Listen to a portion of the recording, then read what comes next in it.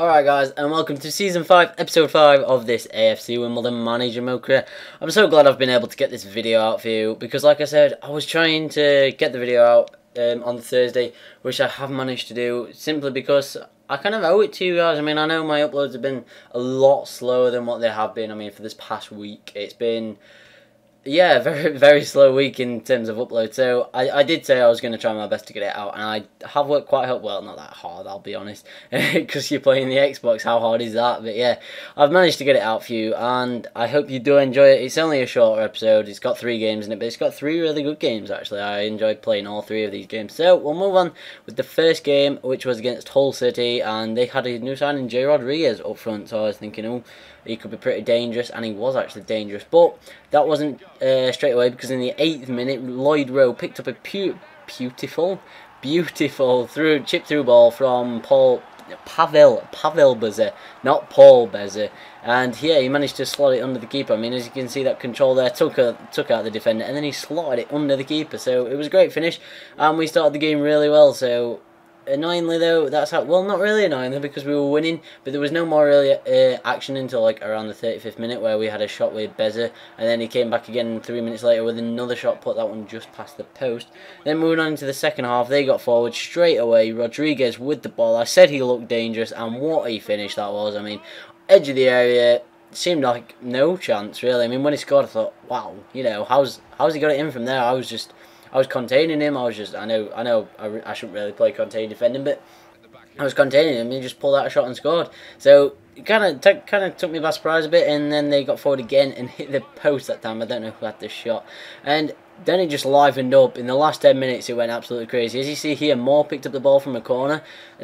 About 6 defenders were around him. No one bothered to tackle him. And Luke Moore just went, oh, thanks very much, and just put it perfectly into the bottom corner. So we took an 81st minute lead. And I was thinking, get in, come on. Surely now we can just hold out defensively and we'll get there. And then with like 3 minutes remaining or whatever, Stewart chipped a ball in. They dive in header. It was all over the place. Sean Stevens came out, made a tackle. Stewart got the ball again. He whipped it in. We did manage to get it out, but as expected, it came straight back at us in the 90th minute. Rodriguez got the ball, thought it was miles offside. Keeper saved well, but then it fell straight to Stewart in exactly the same position, and this time he made it count. Basically, he put it into the back of the net, and I've not kept the replay in, but if you just rewind and you just watch Sean Stevens dive, wow, he's just amazing. He just throws himself across the pitch and just trying to save it. Couldn't save it though, and the game did finish AFC Wimbledon 2, Hull City 2, which was really frustrating to concede in the 90th minute. I was genuinely hating myself. I was just like, oh, this cannot be happening. So yeah, we moved on to the game against Sheffield United. I think this is the first time I've ever played against them, because as a lot of you know, I am a massive Sheffield United fan, and they took a 1-0 lead in the 8th minute with Chedwin Evans, United's number 9, and it was a great finish, to be fair. I mean, he controlled it brilliantly, took on, I think it was Brett Johnson, and then slammed it into the far corner, but we came straight back. Adamano this time, he didn't give the ball to anyone. I was just about to say he gave the ball to Moore, but he didn't. He had a shot, and it was an awful shot, straight into the hands of Steve Simonson. Then Adamano chipped through, balled it perfectly for Luke Moore. Luke Moore was in on goal. He controlled it a bit dodgily, he took it a bit too far. He didn't take it too far wide, but he didn't get it under his feet straight away. And unfortunately, his shot basically showed it. So then in the 48th minute, Stephen Quinn, the captain, which is a bit odd, but yeah, we cleared it. It was an awful clearance. He took it down, he controlled it brilliantly, and he put it into the side corner. So how these are near the bottom, I don't know, because these are easily one of the best teams I've played so far. I mean, that's not even being biased, but when you look at the quality of the goals that they scored, they were pretty decent. And we did manage to score in the 56th minute, and then Adamano, I was like, get the ball, and he was like, no, I'm not getting the ball, so yeah, whatever. But it was a good goal. He took it inside and then put it under Steve Simonson, and then he had another chance in the 63rd minute, took it a bit backwards there, but managed to pull off his shot. Unfortunately, though, it did go past the post. And in the 82nd minute, Quinn threw ball it for Chedwin Evans, and look at this tackle from Hanabusa, just absolutely inch perfect. I thought it was going to be 3-1 and game over, but it wasn't. Hanabusa made the last ditch challenge, which kept us in the game. Just unfortunately, though, we couldn't like really repay him up front, and it did finish Sheffield United 2, AFC Wimbledon 1. So not a great start at all to this episode. We've not even won one, we've drawn one, and we've lost one, so we're still sitting bottom of the league, and we needed points in this game against Watford, and we didn't start off brilliantly, because Luciano Becchio, a new signing for Watford obviously, got the ball, got it forward, and tried to chip Sean Stevens, but it didn't work. And then in the 40th minute, what a tackle that was. I think it was from Charles Williams, I'm not too sure. Just cut it out, the keeper picked it up, and, you know, it was... the danger was away. And then we had a chance in the 48th minute with Lloyd Rowe. He fired a shot wide, which was quite frustrating, but then pick that one out.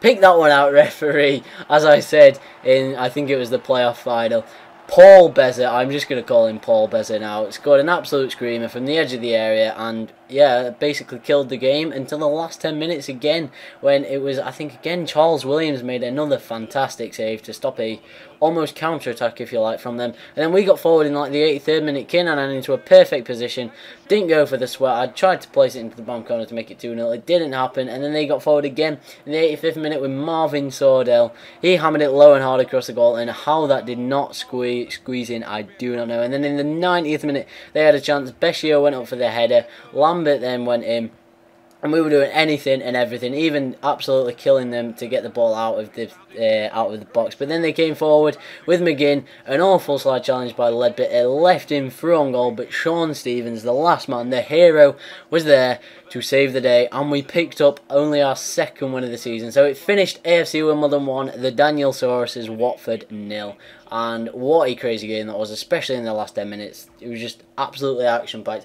Like I said, I really enjoyed playing that game. It was a massive relief when I got the 3 points. I was just like, oh, thank God for that. But you know the most annoying thing about that is the league table. I will show you the league table at the end of this episode. Is that we won that game, and I thought, oh, that's surely going to kick us out, maybe kick us up. It'll kick us off the bottom of the table, definitely. Hopefully out of the relegation zone. It didn't do any of them because everyone else won, and I was like, you are absolutely taking the mick. How is this possible? I win, everyone else wins, so we do stay bottom of the league. But obviously we stay in touch with everybody else, which is obviously all we really care about at this moment in time. So long as we don't go too far adrift, it's okay. So yeah, here's the league table. As I said, I don't know how Sheffield United are really down there. I mean, I can understand why Southampton are down there. I mean, when you saw the game against them in the last episode, I think their shots were awful. I mean, they missed chance after chance after chance. But Sheffield United were like really good, and then the chances that they got, they scored, and they scored them well. So that could just be like rose-tinted spectacles coming from me, obviously, I don't know, but there you go. And yeah, as always, guys, don't forget to like and subscribe. I will see you next episode, and to be honest, I was just about to say it, and then I just completely stumbled and stopped. But yeah, I hope you guys have a great weekend. I will hopefully be back on Tuesday for another episode of this AFC Wimbledon Manager Mode career. I'm not promising that the video will be out Tuesday. If not Tuesday, it will definitely be Wednesday. I will make sure I get one out Wednesday. So obviously, if everything goes according to plan. So yeah, have a great weekend, guys, and I will see you either Tuesday or Wednesday for the next episode of this AFC Wimbledon Manager Mode career. So yeah, see you later, guys. Peace out.